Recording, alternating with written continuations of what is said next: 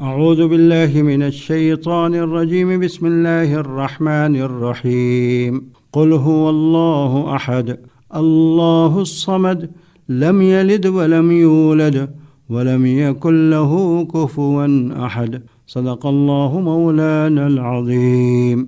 ترجمے سے پہلے چند الفاظ کے معنی سماعت فرمائیں۔ صمدن، جو کسی کا محتاج نہ ہو اور سب اس کے محتاج ہوں۔ کفون، ہمسر، جوڑ۔ اب آیتوں کا ترجمہ سماعت فرمائیں۔ کہہ دو، بات یہ ہے کہ اللہ ہی ہر لحاظ سے ایک ہے۔ اللہ ہی ایسا ہے کہ سب اس کے محتاج ہیں۔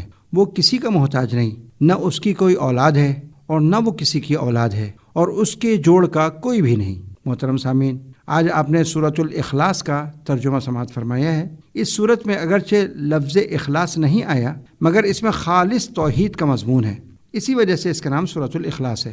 اخلاص کا مطلب یہ ہے کہ بندہ اپنا سب کچھ خالص اللہ کے لیے کر دے، عبادت خالص اسی کے لیے کرے، اطاعت و بندگی سچے دل سے اخلاص کے ساتھ کرے اور ہمیشہ کرتا رہے، اس کی عظمت اور بڑائی کا اعتراف خلوص کے ساتھ کرے، اپنا خالق، مالک، رزاق صرف اسی کو مانے، بھروسہ کرے تو صرف اسی پر کرے، غرض اپنا سب کچھ اللہ کو جانے اور اسی پر جم جائے، تو اس کا نام اخلاص ہے۔ یہ صورت الفاظ کے اعتبار سے مختصر سی صورت ہے، مگر مطلب اور مراد کے اعتبار سے بہت وسیع ہے۔ دین برحق کا بنیادی عقیدہ جس سے سارا دین روشن ہے، یعنی توحید اور حق تعالیٰ کے بارے میں جو عقائد رکھنا ضروری ہیں، جو دین اسلام کی بنیاد ہیں، وہ سب اس صورت کے مختصر الفاظ میں مذکور ہیں۔ احادیث مبارکہ میں اس صورت کی بڑی فضیلت آئی ہے۔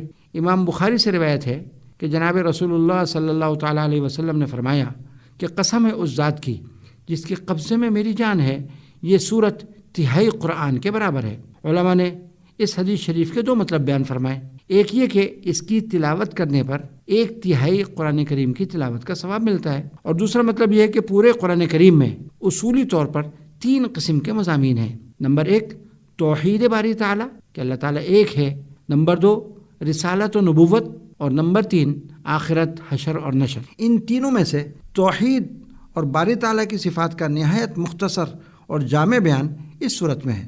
دوسری حدیث میں ہے کہ ایک صحابی نے اس صورت سے اپنی محبت اور لگاؤ کا ذکر کیا تو آپ نے فرمایا کہ سورۃ الاخلاص سے تمہاری محبت تم کو جنت میں لے جائے گی۔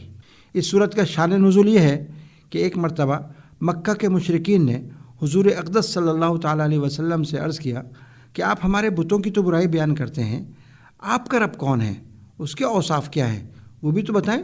ان کے اس مطالبے پر یہ صورت نازل ہوئی، اور اس میں حق تعالیٰ نے توحید کے ساتھ اپنے اوصاف اور یکتائی کو بیان فرمایا۔ اس کی پہلی آیت میں فرمایا قل هو اللہ احد، یعنی آپ کہہ دیجئے کہ وہ اللہ ایک ہے، اس کی ذات میں تعدد کی گنجائش ہی نہیں، نہ اس کا کوئی مقابل یا اس جیسا ہے۔ اگلی آیت میں فرمایا اللہ الصمد، یعنی اللہ بے نیاز ہے۔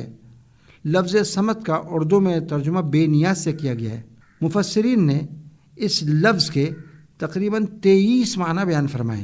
اس کے ایک معنی سب سے بڑے سردار کے ہیں، دوسرے معنی ہر چیز کے خالق کے ہیں، تیسرے معنی فعال لما یرید، یعنی جو چاہے کرے، چوتھے معنی بے نیاز کے ہیں، یعنی وہ سب سے بے پرواہ ہے اور بے نیاز ہے اور اسے کسی کی حاجت نہیں اور سب اسی کے محتاج ہیں، اور پانچویں معنی جو نہ کھائے اور نہ پیے۔ آگے ارشاد فرمایا لم یلد ولم یولد، نہ اس کے اولاد ہے اور نہ وہ کسی کی اولاد ہے۔ اس آیت میں مشرکین اور یہود و نصارہ کی تردید ہے کہ مشرکین فرشتوں کو خدا کی بیٹیاں کہتے تھے، اور یہودی حضرت عزیر علیہ السلام کو خدا کا بیٹا قرار دیتے تھے، اور عیسائی جو حضرت عیسیٰ علیہ السلام کو ابن اللہ یعنی اللہ کا بیٹا کہتے تھے، علیہ باللہ۔